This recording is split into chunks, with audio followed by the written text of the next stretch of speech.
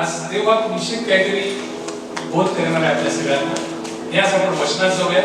यहोशुआचं पुस्तक 21वा अध्याय 43 ते 45 ही वचनं आपण आजच्या मननासाठी घेऊया। Yehoshua, Joshua chapter 21 verse 43 to 45। कोणीतरी वाचेल? मोठा आहे। इस्रायल लोकांना जो देश देण्याची परमेश्वराने शपथ वाढली होती तो सबंध देश त्याने त्यांना दिला आणि तो काबीज करून ते त्यात राहू लागले। परमेश्वराने त्यांच्या पूर्वजांना वचन दिले होते त्याप्रमाणे त्याने त्यांना सर्वत्र स्वास्थ्य दिले। त्यांच्या कोणाही शत्रूला त्याच्यापुढे टिकाव धरवला नाही। परमेश्वराने त्याचे सर्व शत्रू त्याच्या हाती दिले। परमेश्वराने इस्रायल घराण्याला ज्या हिताच्या गोष्टी सांगितल्या होत्या त्यातली एकही निष्फळ झाली नाही, त्या सर्व सिद्धीस केल्या। Praise God. या आपण प्रार्थना केली की येशूच्या नावामध्ये आम्ही या सुंदर सायंकाळी तुझ्यापर्यंत चढा करतो। आम्ही विश्वास बाळगून तुझी भक्ती केलेली असताना परमेश्वरा तू आम्हाला आशीर्वादित केलेला आहेस। पण आज वचनातून तू आम्हाला बोध कर आणि आमच्या जीवनामध्ये या गोष्टीद्वारे आमचा विश्वासाची बळकटी दे। येशूच्या महान नावामध्ये आमेन। एकदा जोरदार टाळ्या आपण परमेश्वरासाठी वाजवू।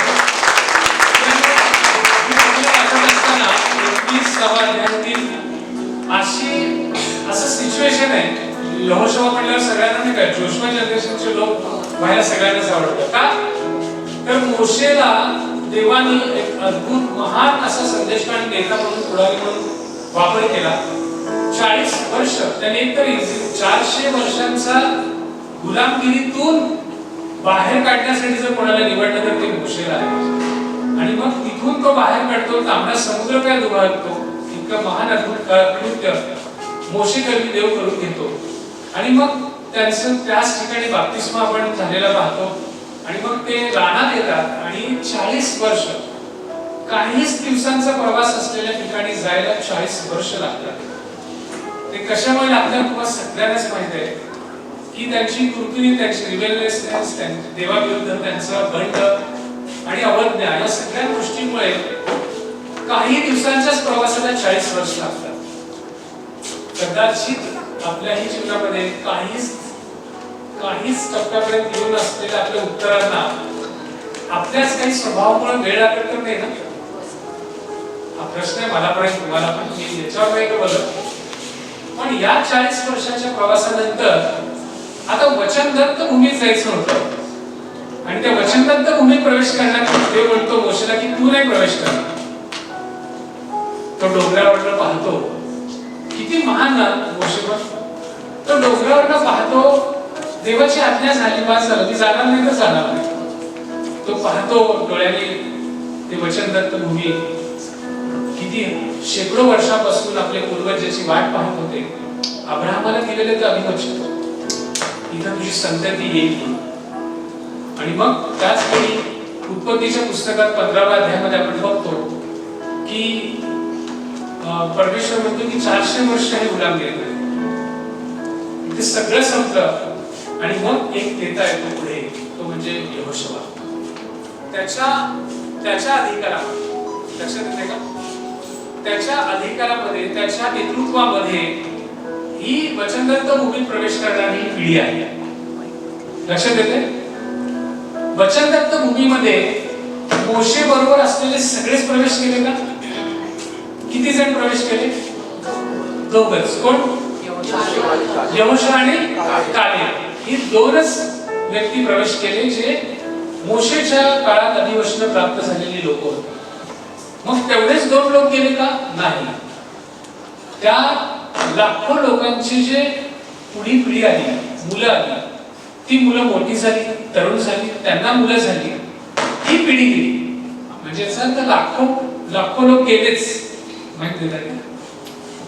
लाखो लोक तिथं प्रवेश केले। म्हणजे आपल्याला वाटतं की फक्त त्या दोघच प्रवेश केले असं पण वाटून जातं, तसं नाही झालं। त्यांच्या पिढीतले हे दोघं प्रवेश केले आणि त्यांच्या पुढच्या पिढीतले 1-2 पिढी म्हणजे मुलगा आणि त्याचे मुलं, असं लाखो लोक यार्देन पार करून कुठं पोहोचले? वचनदत्त भूमीत कनान देशात पोहोचले। आणि त्या ठिकाणी पोहोचल्यानंतर यहोशुआला संपूर्ण देश काबीज करता आला का? नाही, 7 वर्ष लागली. 7 वर्ष त्याला युद्ध करावं लागलं तिथल्या राजांबरोबर, तिथल्या सगळ्या कम्युनिटी बरोबर युद्ध करावं लागलं. आणि मग हे सगळं झाल्यानंतर तो ज्या ठिकाणी उभा आहे ना, हे सगळं काबीज झाल्यानंतरची हे वचन आहे. आणि मग काय म्हणतो बघा, इस्रायल लोकांना जो देश देण्याची परमेश्वराने शपथ पाहिली होती, तो संबंध देश त्यांना दिला. तो काबीज करून ते त्यात राहू लागले.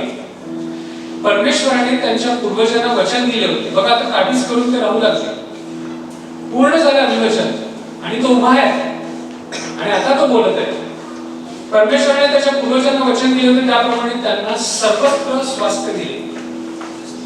त्याच्या कोणाही शत्रूने त्याच्यापुढे टिकाव धरवला नाही. बघा, कुठलाही शत्रू त्याच्यासमोर टिकाव धरला नाही.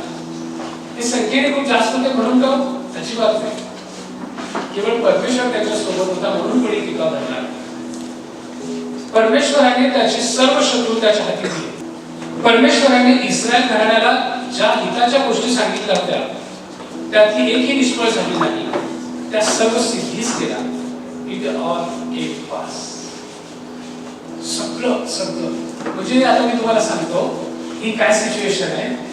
जेव्हा अब्राहम याच ठिकाणी उभा होता 476 वर्षापूर्वी, ज्या स्पॉटला यहोशुआ उभारलाय त्याच ठिकाणी जेव्हा अब्राहम उभारला होता 476 वर्षापूर्वी, त्यावेळेस देवाने त्याला सांगितलं होतं, हे डोंगर बघ समोर, इकडे बघ हा परिसर सगळा, हे खोरं बघ, जिथे जिथे तुझी दृष्टी जाते ना, हे सगळे कनान देश तुझ्या संततीला मिळणार आहे.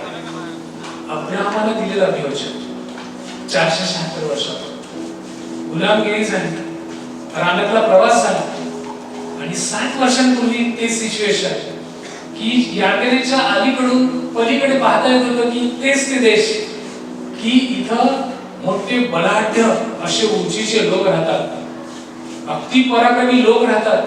तिथले द्राक्ष, तिथले फळांची साइजेस बघितल्यानंतर वाव, काय दुधामलाचे प्रवाहाचे जे देश म्हटलेले आहेत ते सगळं 7 वर्षापूर्वी यहोशुआ आणि त्याच्या टीमला पाहता येत होतं. एवढंच काय, तिथे चव देखील चाकलेली होती. जेव्हा हे म्हणून गेले होते त्यावेळेस तिथून ते आणलं पण होतं त्यांनी, सगळं पाहिलं होतं की इथे आपल्याला जायचं आहे. लक्षात येतंय ते 7 वर्षापूर्वीचा काळ. इथे यहोशुआ पण उभा आहे, पण इथे यहोशुआला एक अभिवचन मिळतं. पहिल्या अध्यायात 2 ते 6 मध्ये वाचेल का? यहोशुआला एक अभिवचन देव देत आहे ज्यावेळेस मोशे जातो देवाकडे आणि मग हा नेता होतो, त्यावेळेस यहोशुआला एक अभिवचन देव देतो. माझा सेवक मोशे मृत्यू पावला आहे, तर आता उठ, यांना अर्थात इस्रायल लोकांना जो देश मी देत आहे त्यात तू या सर्व लोकांसहित ही यार्देन ओलांडून जा. मी मोशेला सांगितले होते त्याप्रमाणे ज्या ज्या ठिकाणी तुमचे पाऊल पडेल ते ठिकाण मी तुम्हाला दिले आहे. रान व हा लबानोन यापासून महानद फरात पर्यंतचा हित्ती यांचा सर्व देश व मावळतीकडे महासमुद्रापर्यंतचा प्रदेश तुमचा होईल. तुझ्या आयुष्यात तुझ्या पुढे कोणाचाही टिकाव लागणार नाही. जसा मोशे बरोबर मी होतो तसा तुझ्या बरोबरही मी असेल. मी तुला सोडून जाणार नाही व तुला टाकणार नाही. खंबीर हो, हिम्मत धर, कारण जो देश या लोकांच्या पूर्वजांना देण्याची शपथ मी त्यांच्याजवळ वाहिली आहे तो तू यांना वतन म्हणून मिळवून देशील. बघा काय अभिवचन देवाने दिलं होतं. वाचताना वाटलं ना, तुम्ही जर यहोशुआ असतात आणि भारताच्या महाराष्ट्रात सोलापुरात उभारलात आणि जर देव तुम्हाला सांगत असेल कन्याकुमारी पर्यंत पहा, इकडे काश्मीर पर्यंत पहा, पूर्वेकडे पश्चिम बंगाल पर्यंत पहा, पश्चिमेकडे अरबी समुद्रापर्यंत पहा, हा संपूर्ण देश मी तुला देणार आहे. आणि जिथं तुझे पाय पडतील ती भूमी तुझी होणार आहे. इथली कोणाची ही सत्ता तुझ्या विरुद्ध चालणार नाही. असं जर तुम्हाला अभिवचन देवाने दिलं तर ते पूर्ण होणार नाही का?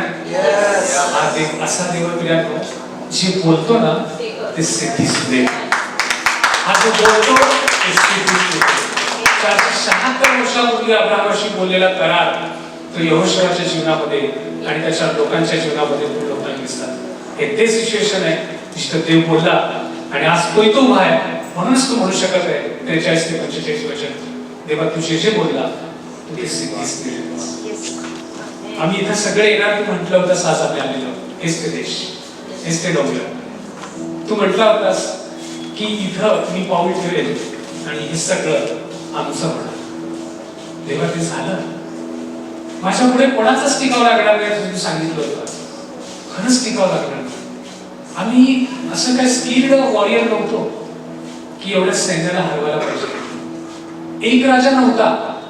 सगळ्यांना माहिती किती राजे होते. राजांचं अलायन्स झालं. संघटित राजांनी यांच्या विरुद्ध युद्ध केलं तरी ते जिंकू शकले नाही. कशामुळे? अभिवचन आणि अभिवचन देणारा देवामुळे. अभिवचन सिद्धीस देणाऱ्या देवामुळे. तुमच्यामध्ये काही विशेष म्हणून नाही केलं.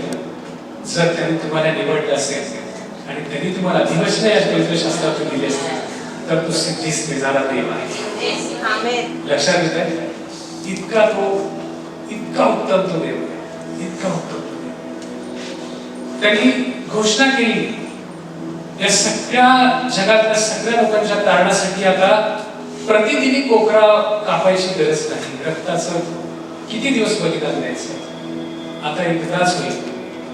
आता एकदाच होईल सर्वांच्या पापांची क्षमा. त्यांनी एक पुत्र पृथ्वीवर पाठवला आणि पाठवण्यापूर्वीची घोषणा केली यशया 53 मध्ये की तो येणार आहे. त्याला वधस्तंभावर खेळण्यात येणार आहे. त्याच्या जवळचे लोकच त्याला धोका देतील. एवढ्या रुपयांना विकतील. त्या रुपयातून कुंभाराची शेती घेतील. या शेवटच्या अभिवचनापर्यंत गोष्टी कशाच घडल्या गेल्या. जेव्हा तो बोलत होता तसंच सेम येशूच्या काळात सगळं त्या येशू बरोबर घडलं. एवढंच काय तो पुनरुत्थित होणार हे सांगितलं गेलं आणि तो पुनरुत्थित झाला. म्हणजे आपला देव असा आहे, लिहून ठेवा. आपला देव असा आहे जो बोलला ना तो सिद्धीस देणारा देव. तुम्ही जर हे अभिवचन स्वतःसाठी स्वीकारत असाल ना तर विश्वास बाळगा ही तुमच्या जीवनात तो सिद्धीस देणारा देव. वर्ष किती लागतील हे आपल्याला माहित नाही, पण गोष्ट ही खरी आहे की सिद्धीस तो देव. काहीही तो जर बोललेला असेल तुमच्याबद्दल तर तो सिद्धीस देणारा देव आहे. अशा देवाची आपण भक्ती करतो. किती अभिमानाची गोष्ट. तो बोलतो आणि कसं बोलतो. तो बोलतो आणि तुमच्या जीवनात कसं घडतं. असा देव आहे. मग त्या लोकांचं काय झालं जे अभिवचनाच्या भूमीतच प्रवेश केले नाही. अभिवचनाच्या भूमीत प्रवेश केले नाही. 40 वर्ष राहणार होती. एक कालेब आणि यहोशुआ आणि त्याच्याबरोबरची पुढची पिढी सगळी गेली. मग त्यांनी काय केलं असेल तुम्हाला वाटतं? कशामुळे ते गेले नाही? बंडखोर. येस, ते बंडखोर होते. अजून अवज्ञा करत होते. ताट मारायचे होते. अजून खुरखुर करणारे होते. हे स्वभाव आपल्यामध्ये पण आजूबाजूला चेहरे बघू नका, दिसतील. काहीतरी थोडंफार दिसेल. एक जण खुरखुरा दिसतो, एक जण खूप ऍटिट्यूडवाला दिसतात. आपण जज नाही करायचं, सांगायला लागलो. मग म्हणून ज्या प्रभू येशू ख्रिस्ताने अजून एक अभिवचन दिलंय की मी या कनान देशात या लोकांना घेऊन आलो. वचनभूमीत या विसाव्यामध्ये मी ह्याला घेऊन आलो. एक विसावा अनंत कालाचा आहे, तिथं तुम्हाला यायचं आहे. त्यांना अभिवचन कनान देशाचं मिळालं, आपल्याला अभिवचन स्वर्गाचा मिळालं. मग आता तुम्ही सांगा, वाचलं नसेल तर देवाचं पुस्तक काढा. स्वर्गाचं अभिवचन देणारा जो देव आहे ना तो हे अभिवचन सिद्धीस नाही का? उत्तर कॉन्फिडन्सली द्या. आता तुम्हाला सगळ्यांना मी परत एकदा प्रश्न विचारतो. कॉन्फिडेंटली उत्तर आवाज मोठा ठेवा. तुमच्या आवाजात तो ऐकत आहे. तिथं आहे देव. हॅलो, तुम्हाला माहित आहे का देव आहे? हा, तो ऐकत आहे. मला तुम्ही उत्तर देत नाही तर तो देखील ऐकत आहे, लक्षात ठेवा. आणि ऍक्च्युअली आपण ऑडियन्स आहे, तो गेस्ट आहे, तो मेन आहे. तर आता मी उत्तर प्रश्न विचारतोय. अनंत काळाच्या जीवनाचं अभिवचन म्हणजे स्वर्गात आपण जाणार आहे, त्याच्याबरोबर अनंत काळामध्ये राहणार आहोत, ते अभिवचन तो सिद्धीस देणार आहे का? यस. मग ते तुमच्यावर अवलंबून असणार आहे का? तो सिद्धीस देणारा नाही. मग त्या लोकांचा जो प्रवेश झाला नाही ना, ते याच्यामुळे झालाय असं तुमचं सगळ्यांचं म्हणणं आहे. कुरकुर करत होते, बंडखोर होते, ताठ राहण्याचे होते, ऐकतच नव्हतं. आता सापांचा फटका बसला होता, साप चावत होते आणि बरत होते, म्हणून ते पितळी साप वर लावायला सांगितलं आणि बरं व्हायला लागलं. आता सुधरतील वाटते की पुढचा पाऊल पडला, एक वर्षाने परत 30 ड्रामा. असे ड्रामे वाचले होते तुम्हाला सांगितलं की देव वैतागला, पण सोडला का देवाने? नाही. जे अभिवचन केलं म्हणून तर वर्ष उभारून म्हणू शकत नाही वचन की आमचा देव ते सिद्धीच करणार. मग आपलं अभिवचन मिळालेलं आहे आपल्याला. मग आपण पण किती ड्रामे वाचले होते ना. अहो मी खरं ते बोलते, माझ्यापासून आपण किती ऍक्टिंग करतो, कामाच्या ठिकाणी वेगळं, इकडं दुसरीकडे असं ते पण आपण किती आपल्यामध्ये पण कितीतरी उणीव आहे.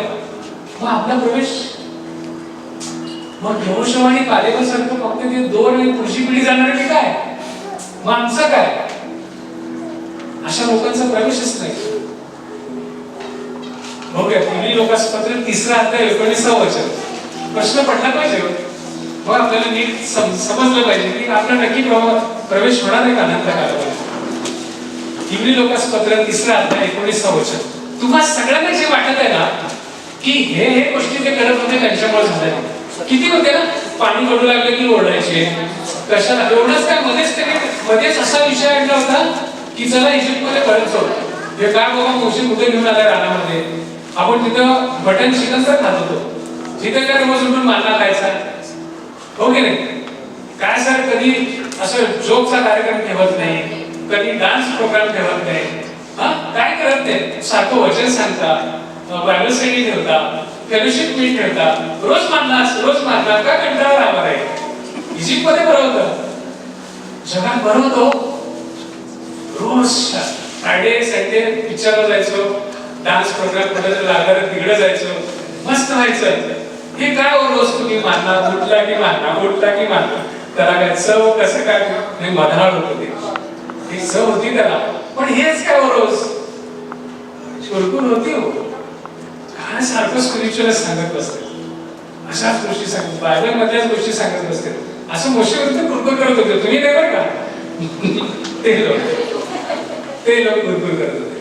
आणि मग एकदा जर तुम्ही असं म्हटलं चला इजिप्तलाच परत जाऊ, असा कोण नेता मिळतो का बघा. लक्षात येतंय? अजून त्या मूर्ती समोर त्याचे माहितीये का ते कसं डान्स केलं तरी सगळ्यांना माहितीये तुम्हाला, काय देवाचा कोप आला असेल आणि त्याच्यामुळेच त्यांचा प्रवेश झाला नाही, बरोबर ना? पण तसं आहे का बघू आपण. तरी यावरून आपल्याला दिसून येते की अविश्वासामुळे त्यांना आत येता आले नाही. हॅलो, अविश्वासामुळे त्यांना आत येता आले नाही. 3 अध्याय घरी जाऊन पूर्ण वाचा. त्यांच्या सगळ्या बंडखोरी वृत्तीसाठीच दिलेला आहे, पण त्या सगळ्यामुळे त्यांचा प्रवेश झाला नाही असं नाही. त्याच्याबद्दल त्यांना शिक्षा झाली, किती जणांनी रिपेंटन्स केलं असेल, देवाने त्यांना क्षमा केली असेल, प्रवेश त्याच्यामुळे झालेला नाही. प्रवेश फक्त एकाच गोष्टीमुळे झाला, तो म्हणजे अविश्वास, अनबिलीफ. तुम्हाला वाटत असेल की मी किती बापरे वातंडवादी आहे, घरात किरकिरी, माझा स्वभाव असा, चिडचिडेपणा, पण लक्षात ठेवा या सगळ्यामुळे नाही, केवळ जर तुमचा प्रवेश नाकारला जाईल तर तो कशामुळे? अविश्वासामुळे. आपल्या सगळ्यांना आतापर्यंत वाटत होतं ना की ह्या सगळ्या गोष्टींमुळे त्यांचा प्रवेश वचनदत्त भूमीत झाला नाही, पण देव ते बघत नाही. देव त्याच्याबरोबर डील करतो. तुम्ही जर इथं पाप करताय, इथे चुका करताय ना, तुम्हाला फटके बसणार.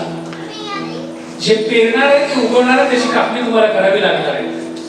पण ख्रिस्तावरील अविश्वास जर असेल ना तर मात्र तुमची एंट्री नाही. अविश्वास ही अशी गोष्ट आहे ज्याच्यामुळे चांगल्यात चांगल्या मोठ्या लोकांना देखील त्याच्यात प्रवेश करू शकणार. खूप काही करा, पण तसं ते शक्य नाही. अविश्वास काय माहिती का? तुम्ही म्हणाल अब्राहमासारखा विश्वास, अब्राहमाला अभिवचन मिळालं त्यांनी विश्वास ठेवला.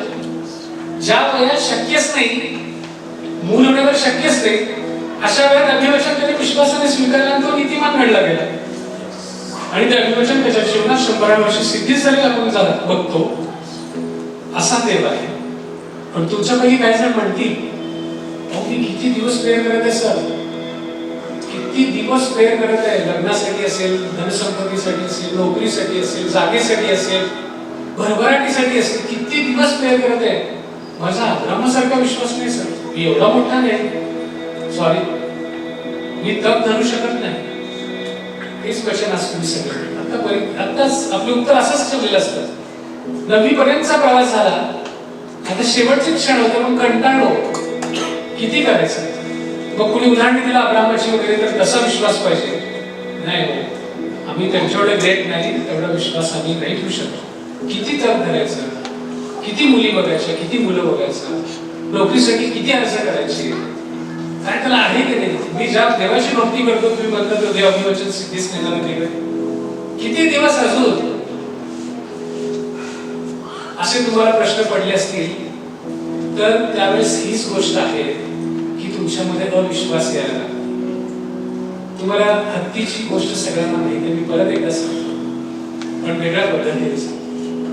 हत्तीची ताकद, जो पिलू हत्ती जरी असला ना, त्याची ताकद खूप असते. या दरवाजाला जरी ते धडकले तर हा दरवाजा तुटेल, एवढी या छोट्याशा हत्तीमध्ये पॉवर असते. पण लहानपणापासून त्याच्या एक गोष्ट केली जाते, 5 फुटाची लाकूड जमिनीत खुपसला जातो, 1-2 फुटाचा वर ठेवला, त्याला साखळी बांधतात, त्याच्या पायात लावतात. ते एवढं खोलवर असतं की त्याला किती जरी त्यांनी झटके दिले तर ते साखळी त्याच्यातून निघत नाही. मग त्याच्या डोक्यात एक फिक्स बसतं की माझ्याकडून हे निघणार नाही. मग त्या हत्तीचा प्रवास सुरू होतो. त्याच्या डोक्यात एक फिक्स बघतं की ही जेवढी काठीवर दिसते ना, त्या काठीने आणि साखळीला मी तोडू शकत नाही, हे त्याच्या मनात फिक्स बसतं. आणि मग त्याचा प्रवास सुरू होतो, तो मोठा मोठा होतो, इकडे तिकडे जायला घेऊन जातो मालक. पण दरवेळेस तो तेवढी काठी आत घालत नाही, तो अर्धाच फूट काठी आत घालतो, 2 फुटाचीच काठी असते, आणि त्या साखळी बांधपर्यंत लागतो. आता त्याची साईज मोठी आहे, काठी तेवढीच आहे. तो त्यावेळेस ती डोक्यात बसलेला आहे ना की मी हे करू शकत नाही, की माझ्या जीवनात हे घडणार नाही, हे लावलंय ना हे घडणार नाही. तो अनबिलीफ, अविश्वास आहे ना, तो तेवढाच असतो.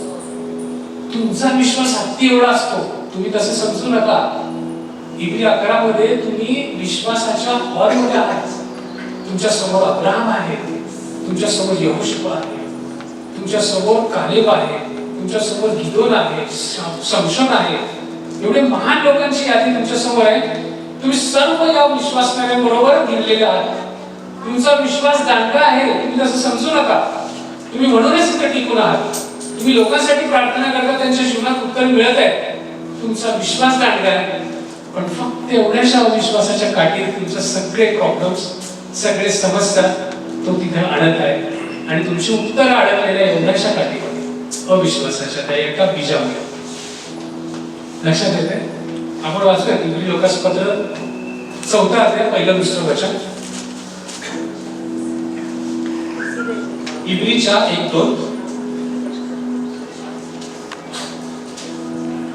म्हणून त्यांच्या विसाव्यात येण्याविषयीचे वचन अद्यापही देऊन ठेवलेले आहे. यामुळे तुमच्यातील कोणी त्याला अंतरल्यासारखे दिसू नये म्हणून आपण भिवून व्हावं. कारण त्यांच्यासारखी आपल्यालाही सुवार्ता सांगण्यात आली आहे, परंतु ऐकलेले वचन त्यांना लाभदायक झाले नाही, कारण त्यांचा ऐकणाऱ्यांमध्ये विश्वासाबरोबर संयोग झाला नाही. प्लीज गॉड, बघा मी काय देव सांगत आहे, त्याच्या विसाव्यात आता स्वर्गामध्ये येण्याविषयीचे वचन अद्याप देऊन ठेवलेले. तुम्हाला अजूनही ते वचन देऊन ठेवलेले. तुम्ही स्वर्गाची वारीस होणारे वचन देऊन ठेवलेलं आहे. पण त्याला अंतरल्यासारखे दिसून येऊन आपण भिवून बघतो. कशासाठी? कारण त्यांच्यासारखी आपल्यालाही सुवार्ता सांगण्यात आली आहे, परंतु फक्त एकच गोष्ट आहे, जोपर्यंत विश्वासाबरोबर संयोग होत नाही, जी सुवार्ता आहे ती त्याच्या जागेवर आहे. जोपर्यंत तुम्ही त्याला विश्वासाबरोबर जोडत नाही, तोपर्यंत तुम्हाला काहीच लाभ नाही. हे अनबिलीफ काढल्याशिवाय आणि विश्वास आणल्याशिवाय तुम्ही ते प्राप्त करू शकत नाही. तुम्हाला वाटत असेल की आपल्या अवज्ञेमुळे आपण कदाचित जाणार नाही, तुम्ही इतके चांगले लोक आहात, अवज्ञा केली, तुम्ही कदाचित आम्हाला एखाद्या वेळेस बोलाल, पण दुसऱ्या क्षणी तुम्ही जाऊन घरी जाऊन रिपेंट करा. तुम्ही पश्चाताप करणारे लोक आहात. या गोष्टीमुळे तुमची स्वर्गामध्ये प्रवेश नाकारला जाणार. प्रवेश नाकारला जाईल ती फक्त एकाच गोष्टीमुळे, जर तुम्ही अविश्वास ख्रिस्तावर दाखवला, त्याच्या रक्तावर दाखवला, तरच तुम्ही स्वीकारले जाणार. तुम्ही सगळे एका गोष्टीवर विश्वास ठेवताय, अखिल विश्व कोणी निर्माण केलं? ठेवताय नक्की? आपल्या देवाने निर्माण केलं? शुअर? हा विश्वास दांडगा जगातल्या सर्व विश्वासांपेक्षा मोठा विश्वास आहे. हे चराचर जे निर्माण केलं, तुम्ही देवाने निर्माण केलं, हा जो विश्वास ठेवता, हा तर जम्बो हत्ती एवढा विश्वास आहे. तुम्ही अजून एक प्रश्न विचारतो तुम्हाला, प्रभू येशू ख्रिस्त मरणातून पुनरुत्थित झाला का? हा विश्वास आहे तुमचा? हा त्याच्याहून मोठा विश्वास आहे. मग एवढा मोठा विश्वास तुमच्याकडे आहे, फक्त छोटासा विश्वास हा तुमच्या सर्व अभिवचनांपासून तुम्हाला दूर ठेवतो. रोज प्रार्थना करत आहे, आता येऊन ठेपलेलंच आहे. काही महिन्यांवर उत्तर आहे, काही लोकांचं तर काही दिवसांवर उत्तर आलं, कोणाचं तरी काही क्षणांनी उत्तर येणार होतं, पण तिथं अविश्वास दाखवला. सोड्या, अरे नाही ती बोलवायला पाच तिथे प्रेयर साठी चल पुढे. सोड्या, असं किती वेळ तर गेलो, आज मी कामाला सांगितलं, अरे नाही ते मीटिंग सांगितलं होतं चांगलं वचन मिळणार आहे, किती तरी मीटिंग केलं, तू आत्ता आला मला शहाणपणा शिकवलं, असंच उत्तर येऊन थांबलं होतं. ते फक्त विश्वासाबरोबर संयम व्हायचं गरज आहे. मग आपण उत्तराला आपण मिस करतो. 6 अध्याय 11. आमची अशी इच्छा आहे की तुमच्यापैकी प्रत्येकाने आशेविषयीची पूर्ण खात्री करून घेण्याच्या हेतूने तशीच आस्था शेवटपर्यंत व्यक्त करावी, म्हणजे तुम्ही आळशी होऊ नये, तर विश्वासाच्या व धीराच्या योगे जे अभिवचनांचा वारसा उपभोगणारे होतात त्यांचे तुम्ही अनुकारी व्हावे. तुम्ही आळशी होऊ नका. विश्वास आणि काय म्हटलंय पुढचा शब्द? तुमच्या अभिवचन प्राप्त करून देणार आहे. विश्वास आणि धीर. धीर किती दिवसांचं धरायचं? बायबलमध्ये भरपूर उदाहरण आहे. काही लोक वर्षानुवर्ष धीर धरलेले दिसतात, काही महिने धीर धरलेले दिसतात, काही क्षणांनाच, काही क्षणार्धामध्ये काहींना उत्तरे मिळाली. ही 2 गोष्टी आहेत जी अभिवचन जर तुमच्या जीवनात सिद्धीस जाताना पाहायची असेल तर ते विश्वसनीय आणि वचन सांगतात. तो तुमच्या जीवनात तो सिद्धीस नेणार म्हणजे नेणार. पण मधला कालावधी कोण डिसाइड करतं? देवच करतो. पण त्या मधल्या कालावधीमध्ये उत्तर, अभिवचन आणि उत्तर म्हणजे ते आपल्याला आपण जी केलेली मनातली कल्पना आहे, देवाचं अभिवचन क्लेम केलंय, तिथून अभिवचनापर्यंतचा जो प्रवास आहे, याच्यामध्ये तो धीर धरायचा आहे, विश्वास ठेवायचा देवावरचा. ही 2च गोष्टी अशा आहेत जी तुम्हाला अभिवचन निश्चितपणे मिळवून देतात. तुम्हाला बायबलमधली सगळी अभिवचनं क्लेम करता येतात, पण जोपर्यंत तुमच्या मनामध्ये विश्वास नाही आणि धीर धरत नाही, आताच होईल, आता होणार आहे. आपण मी प्रत्येक वेळी सांगतो बघा, आता किती जण म्हणतात प्रभू येशू ख्रिस्त येणार आहे, येणार आहे. अहो, आमच्या खापर पंजापासून ऐकत आहे, आता येणार आहे, आता येणार आहे. कधी येणार आहे तुमचा देव? असं म्हणू शकतात काय लोक? तुम्हारे दादा भी वही बोलते थे, अभी हमारा यीशु मसीह आने वाला है, हम ऊपर जाएंगे, हम आसमान में देखेंगे आपको. कधी? ती त्याची वेळ आहे ना, ती कुठल्याही क्षणी येऊ शकतं. प्रभू श्री ख्रिस्ताला देखील माहिती आहे, पित्यालाच नाही करत, त्याची तयारी करायची, तो कुठल्याही क्षणी होऊ शकतो. 13 पासून मी तुमच्यासाठी वाचतो. देवाने अब्राहमाला वचन दिले तेव्हा त्याला शपथ पाहण्यास स्वतःपेक्षा कुणी मोठा नसल्यामुळे त्याने आपली शपथ पाहू म्हटले. देवाला त्याच्यापेक्षा मोठापणे आढळच नाही, कारण देव आहे. त्यांनी स्वतःची शपथ पाहिली आणि काय म्हटलं बघा, मी तुला आशीर्वाद देईनच देईन, तुला बहुविध करीनच करीन. तुम्ही अब्राहमाचे वंशज आहात का? विश्वासाने आहोत. विश्वासाने आपण अब्राहमाचे वंशज आहोत. मग त्याला हे अभिवचन त्यांनी दिलेलं आहे, मी तुला आशीर्वाद देईनच देईन, तुला बहुगुणित करीनच करीन. तुम्ही बहुगुणित झाले नसाल तर वाट पहा, काही दिवसात उत्तर मिळेल. तुम्ही जर आशीर्वादित झाल्यासारखं वाटत नसाल ना, वाट पहा, ते अभिवचन पूर्ण होताना दिसेल. यहोशुआसारखे तुम्ही उभे राहून म्हणाल, हो देवा, तू म्हटलं होतास ना ते सिद्धीच देणारा पण देव आहे. देव, तू बोलला होतास माझ्या जीवनात सिद्धीच झालं. तुमच्या प्रत्येकाच्या जीवनातले साक्षी बघा, मागील अनेक वर्षांकडे पहा आणि आता पहा. तुम्ही आधी कसे होता आणि आता पहा. काही सिद्धीच दिलेलं हे तुम्हाला सांगावंच लागेल. काय नव्हतं आणि काय आहे याची यादी घेऊन बसा आणि मग तुम्ही यहोशुआसारखे उठून म्हणाल, देवा तू विश्वास केलास, तुझे अभिवचन देतो, तू सिद्धीच देणारा देव आहेस, तू महान आहेस परमेश्वर. त्याने धीर धरिला म्हणून त्याला अभिवचनानुसार लाभ झाला. हॅलो, काय केलं त्याने? धीर धरला म्हणून अभिवचनानुसार प्राप्ती झाला. तुमच्या डॉक्टरांनी काही सांगितलं विचित्र गोष्ट की असं तुमच्या जीवनात घडत नाही, असे काही असतील तुमच्यात, ते आता तुमच्या जीवनात शक्य नाही असं तुम्हाला डॉक्टरांनी सांगितले असेल, पण अभिवचनावर धरलेलं असतात आणि धीर तुमच्यामध्ये असेल तर ते अभिवचन तुमच्या जीवनात. तर डॉक्टर काय म्हटला हे काहीच त्याच मॅटर करत नाही. एखादी व्यक्ती तुमच्या जीवनामध्ये म्हटली असेल की नाही तुझ्या जीवनात हे होणारच नाही, पण तुम्ही जर अभिवचन आणि धीर या दोन गोष्टी घेतलं, विश्वास आणि धीर, तर अभिवचन सिद्धी झाल्याशिवाय तुमच्या जीवनात राहणार नाही. लक्षात घ्या. तर आज मी तुम्हाला एकच सांगत आहे की आपला देव कसा आहे? विश्वसनीय देव आहे आणि तो आपली अभिवचन पूर्ण केल्याशिवाय राहत नाही. तुम्हाला यहोशुआसारखं जर म्हणायचं असेल की हा देवा तू तोच देव आहेस ज्याने आमच्या पूर्वजांना जी शपथ वाहिली होती ती आमच्या जीवनात सिद्धीच देताना आम्ही पाहिली. आज तू मला जी शपथ वाहिली होती यहोशुआ 2-6 मध्ये बघितलं तुम्ही की मी जिथं पाऊल ठेवेन ते तुझं होईल, ते मी माझ्या जीवनात सिद्धीच देताना पाहिलेलं आहे. म्हणजे आपला देव असा आहे, अब्राहम म्हणजे आपला पूर्वजांना धरला, त्याला देखील दिलेलं अभिवचन तो पूर्ण करणार आहे आणि मला जे अभिवचन या बायबल मधून आज मिळत आहे ते अभिवचन देखील माझ्या जीवनात पूर्ण देणार देखील हाच देव आहे. का तुम्ही हा विश्वास बाळगता? हे आपण आपल्या जागी आणि त्या देवाला ह्या अभिवचनासाठी धन्यवाद देतो. आज तो विश्वासाचा पिता आहे. तो विश्वासाचा पिता अब्राहम ज्याला आपण म्हणतो त्याची आपण वंशज आहोत विश्वासाने, आणि त्याला दिलेली अभिवचन जर देवाने त्याच्या पिढीमध्ये पूर्ण केली असेल तर आज तुमच्याही जीवनात तो पूर्ण करायला तयार आहे. जे आपण प्रार्थना करतो ते डोळे बंद करू आणि परमेश्वराकडे या अभिवचनाला क्लेम करून घ्या. Thank you Lord. धन्यवाद देतो प्रभू. आज आम्ही पाहतो प्रभू की अब्राहमाला तू दिलेलं अभिवचन अनेक वर्षानंतर का होऊ दे, परंतु तू तुझ्या समयामध्ये ते पूर्ण केलेलेस परमेश्वर. यहोशुआला जे तू अभिवचन दिलीस परमेश्वरा, ती अभिवचन त्याच्या जीवनात सिद्धीच झालेली आम्ही पाहतो. तू किती विश्वसनीय देवेस परमेश्वर.